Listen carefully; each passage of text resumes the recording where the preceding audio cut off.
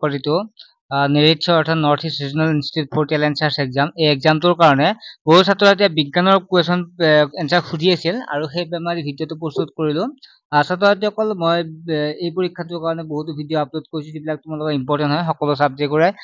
তোমালোকে যদি ভিডিঅ'বিলাক পোৱা নাই তেতিয়াহ'লে তোমালোকে কি কৰিবা, চেনেলটো ভিডিঅ'ত গৈ কিনে চেনেলটোত তোমালোকে গৈ ভিডিঅ' লিষ্ট আছে, ভিডিঅ'ত গৈ কিনে চাবা, একাধিক্ৰমে তোমালোকে পাই যাবা। একেদি মই টেলেণ্ট চাৰ্চ এক্সামৰ বহুতো ভিডিঅ' দি আছো, তোমালোকে চাই ল'ব পাৰিবা। এতিয়া আহিছোঁ বিজ্ঞানৰ কেইটামান ইম্পৰ্টেণ্ট প্ৰশ্ন লৈ, যিকেইটা পৰীক্ষাত অহাৰ চান্স বহুতেই আছে, তোমালোকে চাই ল'বা।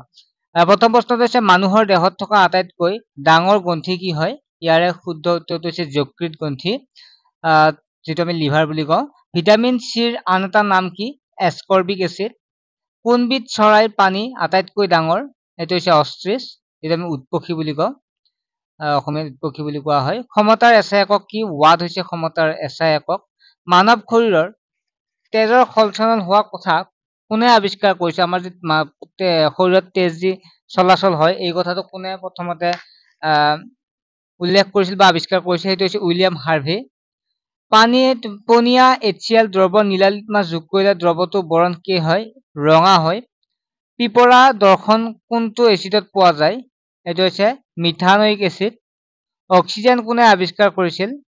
ইয়াত যদি আমি অক্সিজেন আৱিষ্কাৰ কৰা বুলি চাওঁ তেতিয়াহ'লে ইয়াৰে হটো শুদ্ধ হ'ব, কাৰণ ক আৰু খ দুয়োগৰাকী পিষ্টলি আৰু কলচিলিয়ে আৱিষ্কাৰ কৰিছিল।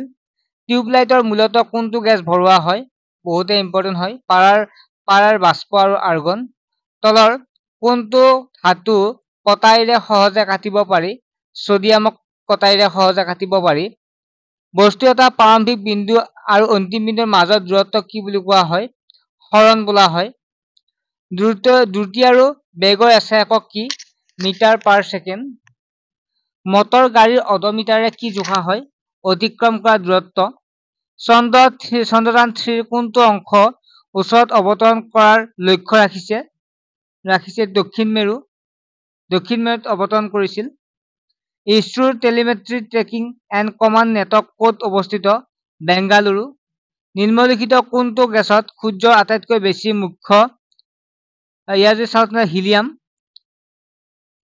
তলৰ কোনটো অংশই বিভিন্ন দূৰত্ব অৱস্থিত বস্তুৰ পৰা অহা পোহৰ অক্ষিপথত নিৰ্দিষ্ট কৰিবলৈ প্ৰয়োজনীয় ফকাছযোগ্য সূক্ষ্ম সংযোজন ঘটায়?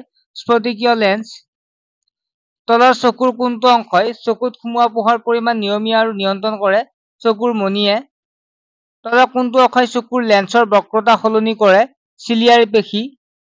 সুস্থ চকুৰ বাবে চকুৰ নিকট বিন্দু অৱস্থান চকুৰ পৰা 25 চেণ্টিমিটাৰ। সুস্থ চকুৰ বাবে চকু দূৰবিন্দুটো তোমালোকে গম পালা, 25 চেণ্টিমিটাৰ। সূৰ্যৰ পোহৰ বৰ্ণালী পাবলৈ প্ৰিজমত ব্যৱহাৰ কৰা প্ৰথম বিজ্ঞানীজন কোন আছিল? নিউটন। বৰষুণ এজাকৰ পিছতে আকাশত সৃষ্টি হোৱা ৰামধেনুৰ বাবে জড়িত পৰিঘটনাটো হ'ল বিচ্ছুৰণ। তলত দিয়া কোনটো শুক্ৰাণুৱে ডিম্বনৰ মিলনক বুজায়? নিষেচন। মানুহৰ কোনটো তন্ত্ৰৰ লগত প্ৰস্টেট গ্ৰন্থি সংযুক্ত হৈ থাকে? পুংজনন তন্ত্ৰ। টেষ্টৰন হৰমন নিঃসৰণ কৰা কোষবোৰৰ নাম কি?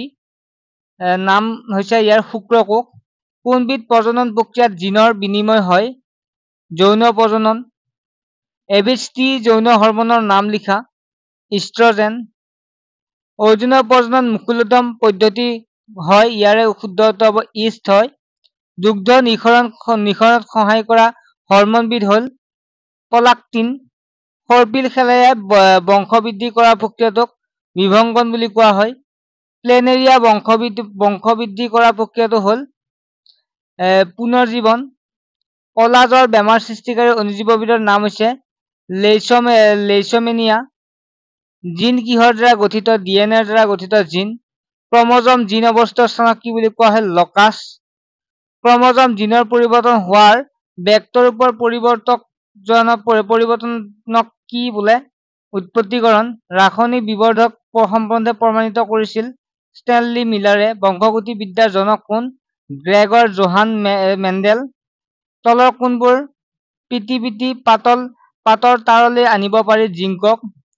তলৰ শুদ্ধ উক্তিটো কোনটো শুদ্ধ উক্তি? যে ইয়াৰ যে চাওঁত চিটো হ'ব শুদ্ধ উক্তি যে সাধাৰণতে ধাতু এবিধ নমনীয় হয় অধাতুক কি হয় অধাতুক আমি যে কোবাও তেতিয়া ই গুৰি হৈ যায় হয়নে অন্তৰ্নিষেচন হতে ক'ত হতে স্থিৰ দেহৰ অন্তৰ্নিষেচন লালুকি এটা পূৰ্ণাংগ ভেকুলী বিকৰিত প্ৰক্ৰিয়াটো হ'ল ৰূপান্তৰ এটা যোজন কোষৰ কোষ কেন্দ্ৰৰ সংখ্যা কিমান এটা কিশোৰ কিশোৰীসকলৰ সকল আহাৰ সম্পৰ্কে সচেতন হোৱা উচিত কিয়নো ইয়াৰে শুদ্ধটো চাওঁ যে শৰীৰত হৈ থকা দ্ৰুত বৃদ্ধিৰ বাবে উপযুক্ত আহাৰৰ প্ৰয়োজন মানে আহাৰ কিহৰ কাৰণে লাগে বা সচেতন হ'ব লাগে ইয়াৰ কাৰণটো হৈছে শৰীৰত হৈ থকা দ্ৰুত বৃদ্ধিৰ বাবে উপযুক্ত আহাৰৰ প্ৰয়োজন মহিলাৰ প্ৰজননৰ বয়স আৰম্ভ হয় তেতিয়া যেতিয়া মাহেকীয়া ঋতুচক্ৰ আৰম্ভ হয়